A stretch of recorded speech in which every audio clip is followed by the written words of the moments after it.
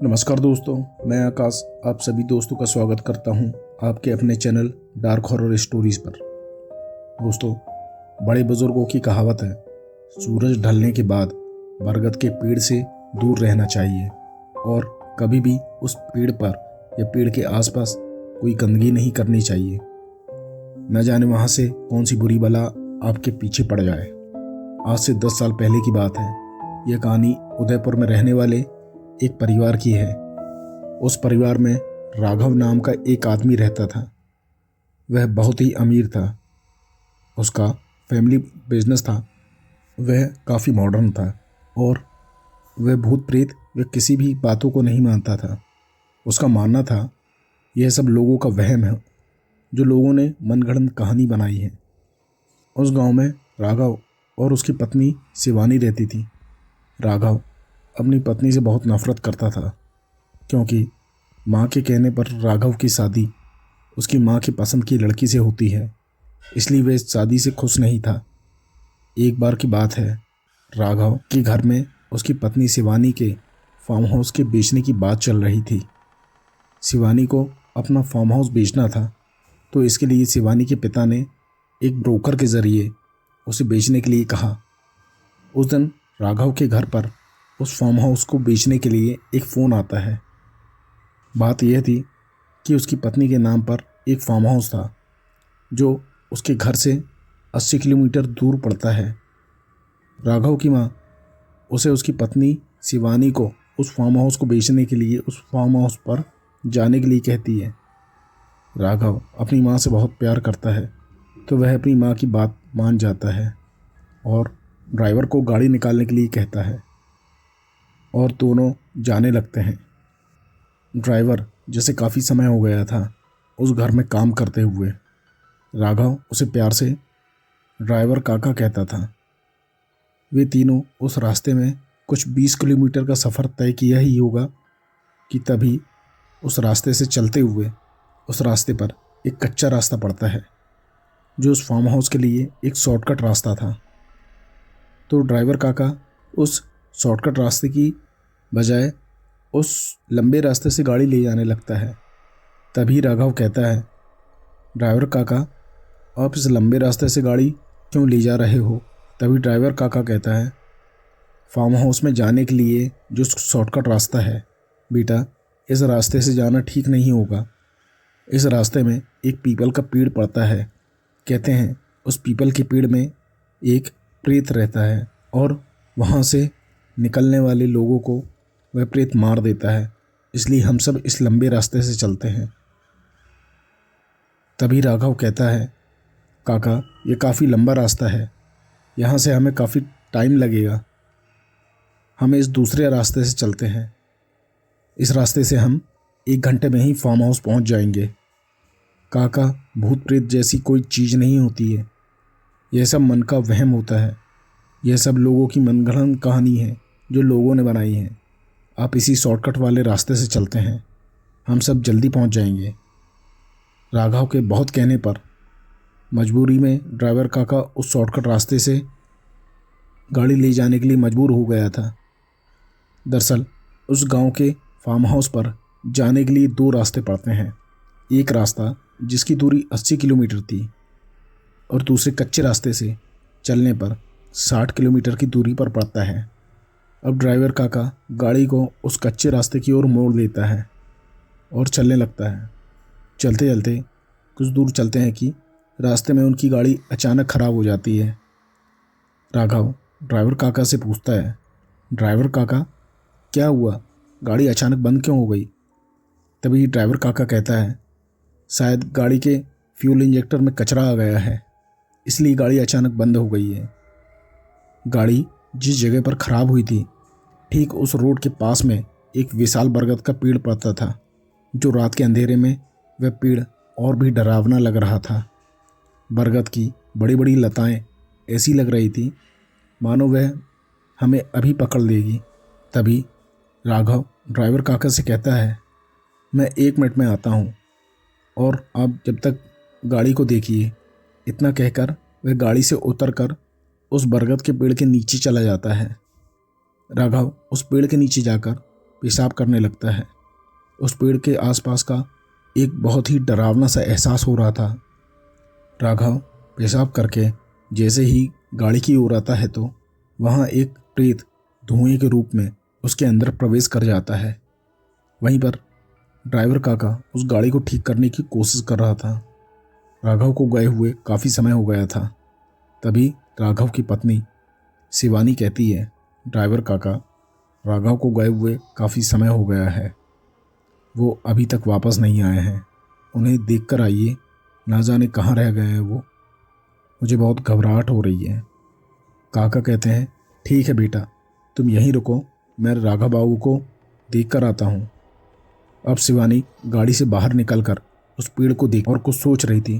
तभी उसे उस पेड़ के आसपास बहुत ही डरावना सा एहसास होता है और शिवानी कुछ सोच रही थी कि तभी एक गाड़ी से जोर की आवाज़ आती है, मानो जैसे कोई बड़ा सा पत्थर गाड़ी पर गिर गया हो। शिवानी की चीख निकल जाती है और गाड़ी की ओर देखती है, लेकिन गाड़ी में उसे कुछ भी दिखाई नहीं देता है। वह डर से जल्दी से उस गाड़ी में बैठ जाती है और गाड़ी में बैठकर वह ड्राइवर काका और राघव को पुकारती है। तभी उसकी नज़र उसके बाजू वाली सीट पर पड़ती है कि राघव उसके सीट के बाजू में बैठे हुए हैं और वह देखती है कि राघव के व्यवहार में बहुत परिवर्तन आ गया है। वह पहले पीछे बैठने के लिए तैयार नहीं था, लेकिन अब वह गाड़ी के पीछे की सीट में बैठा हुआ था। शिवानी बहुत हैरान हो जाती है। कुछ समय पहले तो राघव ठीक से बात तक नहीं करते थे। ड्राइवर काका वापस आ जाते हैं और वापस आकर कहते हैं, शिवानी बेटा, राघव बाबू कहीं नज़र नहीं आए। इतना कहते ही उन्हें राघव बाबू अंदर दिखाई देता है। ड्राइवर काका गाड़ी चालू करके वहाँ से निकल जाते हैं और अब कुछ ही समय में वो लोग उस गांव के फार्म हाउस पर पहुँच जाते हैं। गाड़ी चलाते हुए वे सभी काफ़ी थक जाते हैं तो सभी खाना खाकर सोने चले जाते हैं।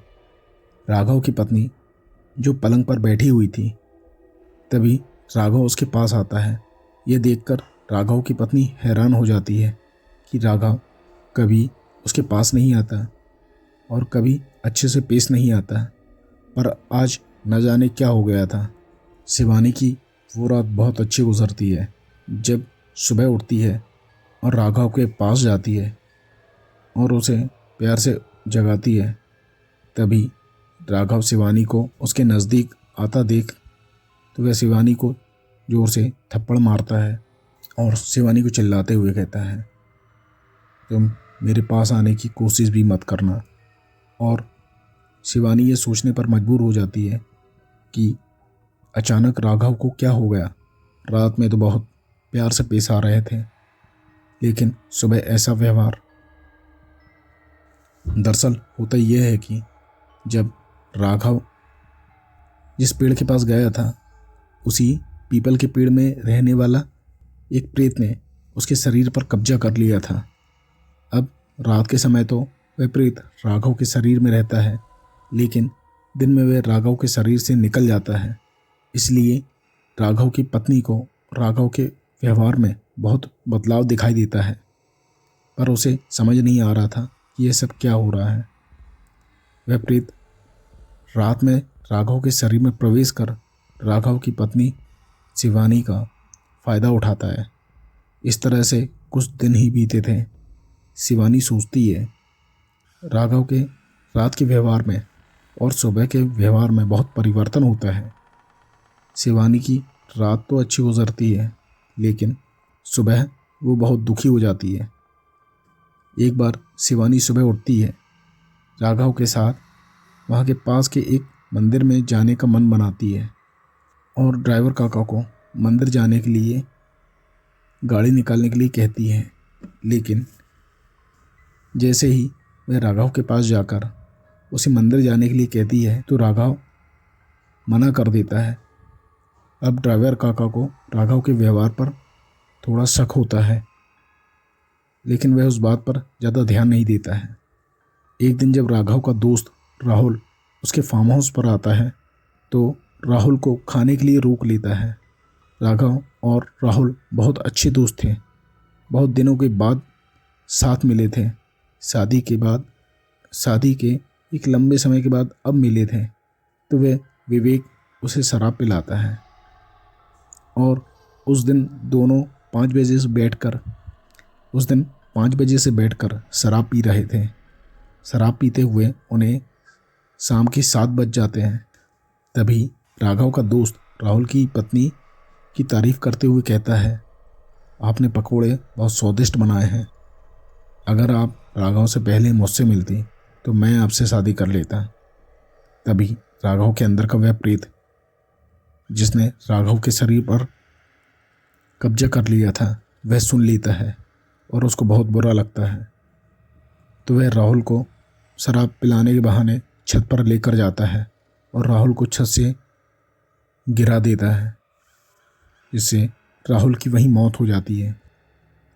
राघव उसकी पत्नी के पास जाता है और जैसे वे अपनी पत्नी के पास जाकर उसे गले लगता है तो राघव के अंदर प्रेत का असली चेहरा राघव के चेहरे की जगह पर दिखाई देता है, जो ड्राइवर काका को दिखाई देता है।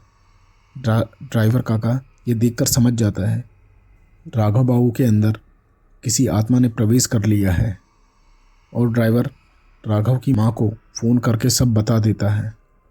राघव की माँ ये सुनकर बहुत घबरा जाती है और ड्राइवर काका को पास में रहने वाले एक तांत्रिक बाबा को बुलाने के लिए कहती है और वह फार्म हाउस जाने के लिए घर से निकल जाती है। वहीं ड्राइवर काका की बातें राघव सुन लेता है और उसी रात राघव ड्राइवर काका को मार देता है। वह प्रेत राघव के शरीर को पूरी तरह से अपने कब्जे में कर लेता है। अब वह प्रेत पूरी तरह से राघव के शरीर में हावी हो जाता है। वह प्रेत अपने असली रूप में आ जाता है और जब राघव ड्राइवर काका को मारता है तो उसी समय उसकी पत्नी शिवानी वहां पहुंच जाती है और उसे मारते हुए देख लेती है, जिससे वह बहुत बुरी तरह से डर जाती है और चीखते हुए उस कमरे से बाहर निकल जाती है। वह किचन में जाकर छुप जाती है। तभी राघव भी किचन में पहुंच जाता है। शिवानी उसे देखकर बहुत बुरी तरह से घबरा जाती है। राघव जिसके शरीर में वह प्रेत था वह बहुत ही भयानक लग रहा था।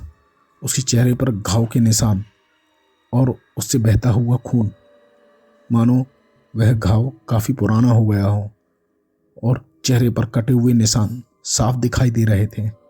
यह देखकर उसकी पत्नी की चीख निकल जाती है और उसकी चीख सुनकर उस प्रेत की नज़र उस पर पड़ती है और वह प्रेत उसे गर्दन से पकड़कर हवा में उठा देता है। शिवानी झटपटाती है और अपने आप को बचाने की कोशिश करती है। शिवानी कहती है, मुझे छोड़ दो, मैंने तुम्हारा क्या बिगाड़ा है। तभी उस फार्म हाउस पर राघव की माँ और वह तांत्रिक पहुंच जाते हैं। तभी राघव की माँ कहती है, बाबा कृपा करके इसे रोकें, मेरी बहू शिवानी को बचाइए। तभी वह तांत्रिक बाबा मंत्र पढ़ते हुए भभूत को विवेक की ओर फेंकता है और वह प्रेत भभूत के लगते हुए चिल्लाते हुए वहाँ से भाग जाता है। लेकिन वह तांत्रिक फिर से मंत्रोच्चारण कर उस प्रेत को बुलवाता है और राघव को कुर्सी पर बैठने के लिए कहता है। अब तांत्रिक ने अपने मंत्रों की शक्ति से उस प्रेत को काबू में कर लिया था। वह तांत्रिक राघव को कुर्सी पर बैठने को कहता है। तभी तांत्रिक शिवानी को अभिमंत्रित करके धागा देता है और उस धागे को बांधने के लिए कहता है। तांत्रिक मंत्रों का उच्चारण करते हुए और भभूत को उसके ओर फेंकते हुए उससे पूछता है, कौन हो तुम और कहाँ से आए हो और इस परिवार को नुकसान क्यों पहुंचा रहे हो।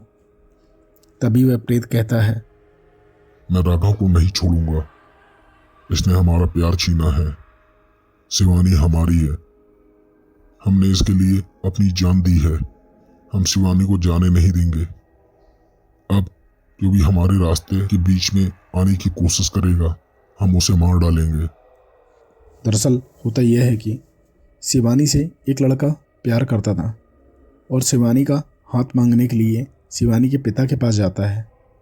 शिवानी का पिता शिवानी की शादी किसी बड़े घर में करवाना चाहता था, तो शिवानी का पिता शिवानी की शादी उस लड़के से करने से मना कर देता है और उसका मजाक उड़ाता है। मजाक उड़ाते हुए कहता है, शिवानी की शादी तुम जैसे फ़कीर से नहीं कराऊंगा, और उसे अपने घर से धक्के मार कर निकाल देता है। शिवानी के पिता उसकी शादी राघव से करवाता है, जो काफ़ी अमीर होता है। शिवानी की शादी राघव से होते हुए देख वह लड़का बहुत ही दुखी हो जाता है और वह पास के ही एक बड़े बरगद पर फांसी लगाकर अपनी जान दे देता है। और तभी तांत्रिक मंत्रोच्चारण करते हुए भभूत को उस प्रेत की ओर डालता है, जिससे वह प्रेत राघव को छोड़ देते हैं। तभी तांत्रिक मंत्रों का उच्चारण करते हुए भभूत को उस प्रेत के ऊपर फेंकता है, जिससे वह प्रेत राघव के शरीर को छोड़ देता है। लेकिन अब वह प्रेत शिवानी के अंदर प्रवेश कर जाता है। राघव की माँ, क्या हुआ राघव को? तभी शिवानी हंसते हुए डरावनी आवाज में कहती है, शिवानी हमारी है और किसी की नहीं। जीते जी तो शिवानी हमारी ना हो सकी, लेकिन मरने के बाद हम उसे अपने साथ ले जाएंगे। और इतना कहकर शिवानी वहां से भाग जाती है। तांत्रिक कहता है, वह प्रेत शिवानी को उसी पीपल के पेड़ के पास लेकर गया है। तभी राघव और उसकी माँ तांत्रिक के साथ उस बरगद के पेड़ के पास जाती है और तांत्रिक कहता है, वह प्रेतात्मा शिवानी को उसी पीपल के पेड़ के पास ले गई होगी। तभी राघव और उसकी माँ उस तांत्रिक के साथ में उस बड़े बरगद के पेड़ के पास जाती है और देखते हैं कि शिवानी उस बरगद के पेड़ पर बैठी हुई है। तभी तांत्रिक जोरों से मंत्रों का उच्चारण करता है, तो वह उस मंत्रोच्चारण से वह भभूत को उस प्रेत की ओर फेंकता है, तो वह प्रेत शिवानी को छोड़ देता है और दोबारा राघव के शरीर में प्रवेश करता है। वह प्रेत पीपल की लंबी लताएं राघव के शरीर में लपेटकर उसे वहीं मार डालता है। वह प्रेत राघव को मारकर अपना बदला पूरा कर लेता है। तभी बाबा कुछ मंत्रोच्चारण करते हुए उस पेड़ के आसपास भभूत को छिड़कते हैं। इससे उसकी आत्मा को मुक्ति मिल जाती है। लेकिन अब राघव इस दुनिया में नहीं था। राघव की पत्नी रोती है और दुखी हो जाती है। राघव की माँ उसे दिलासा देते हुए कहती है, बेटा, होने को कोई टाल नहीं सकता। और राघव की माँ उसकी पत्नी को घर ले जाती है।